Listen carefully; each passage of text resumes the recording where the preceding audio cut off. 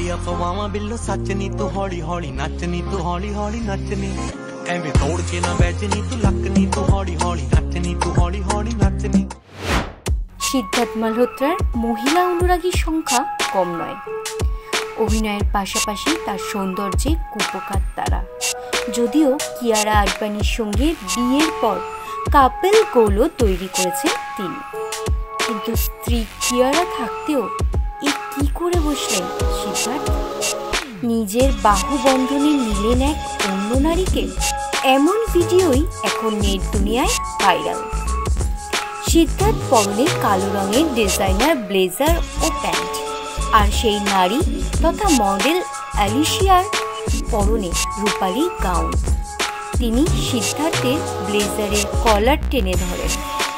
অ্যালিশিয়ার ডাকে সাড়া দিয়ে তাকে বাহু ধরে বাঁধলেন অভিনেতাও। এই ভিডিও দেখে রে রে করে উঠেছে কিয়ারার অনুরাগীরা। তারা প্রশ্ন তুলেছে, কিয়ারা কোথায়? তিনি কি এসব দেখছেন? আর একজন আবার লিখেছেন, সিদ্ধার্থ আপনাকে তো সেই ঘরেই ফিরতে হবে, একটু সামলে। অ্যালিশিয়া নিজেও তার সমাজ মাধ্যমে এই ভিডিও শেয়ার করে লেখেন, দুঃখিত কিয়ারা, তবে এই পুরো ঘটনায় আসলে একটি ফ্যাশন শো এর জন্য। যদিও কিয়ারাকে এই নিয়ে কোনো কথা বলতে দেখা যায়নি, কিন্তু নেট নাগরিকের ধারণা এই ভিডিও দেখে মনে মনে ভালোই চটেছেন কিয়ারা।